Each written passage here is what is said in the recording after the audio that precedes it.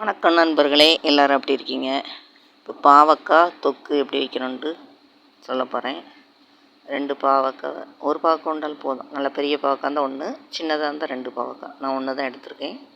நல்லா கழுவி சுத்தம் பண்ணி வச்சுட்டு, ஒரு தக்காளி, ஒரு பல்லாரி, பல்லாரி தக்காளி நல்லா பொடிசாக வெட்டிக்கணும். அதே போல் பாவக்காயும் பொடிசாக நறுக்கி வச்சுக்கிடணும்.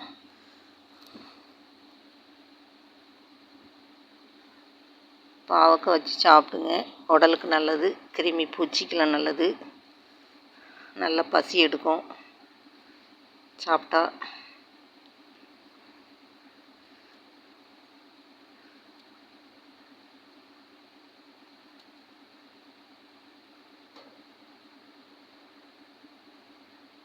பாவக்காய் பொரிச்சும் சாப்பிடுவாங்க, ஆனால் அந்த மாதிரி தொக்கு வச்சு சாப்பிட்டா உடம்புக்கு நல்லது, நல்லா குளிர்ச்சியாக பசி எடுக்கும். நல்லா இப்படி வச்சு சாப்பிட்டு பாருங்கள்.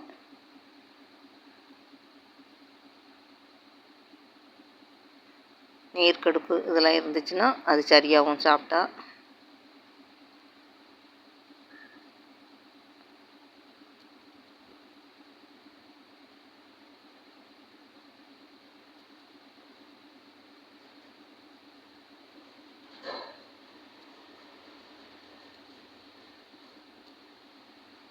வாரத்துக்கு ஒருக்கா வச்சு சாப்பிடுங்க.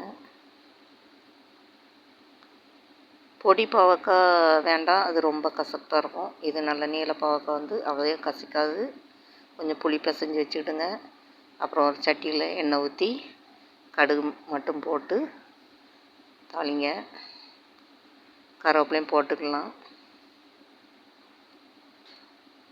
கடுகு பொரிஞ்சோடனே நம்ம வெட்டி வச்சுருக்கலாம் பல்லாரி, சின்ன வெங்காயம் போடணும்னா சின்ன வெங்காயம் போட்டுக்கலாம், பல்லாரியும் போட்டுக்கலாம்.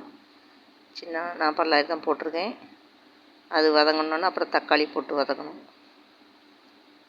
தக்காளி வதங்கின உடனே அப்புறம் வந்து நம்ம பொடிசை வெட்டி வச்சுருக்கோம்ல பாவக்காய், அதை போடணும்.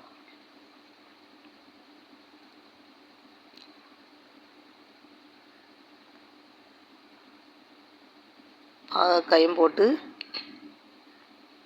அது கூட கொஞ்சம் கல் உப்பு சேர்த்துக்கிடுங்க. போட்டு நம்ம தண்ணி ஊற்றுறதுக்கு பதில் புளி கரைசல் வச்சுருக்கத அதை ஊற்றிக்கிடணும்.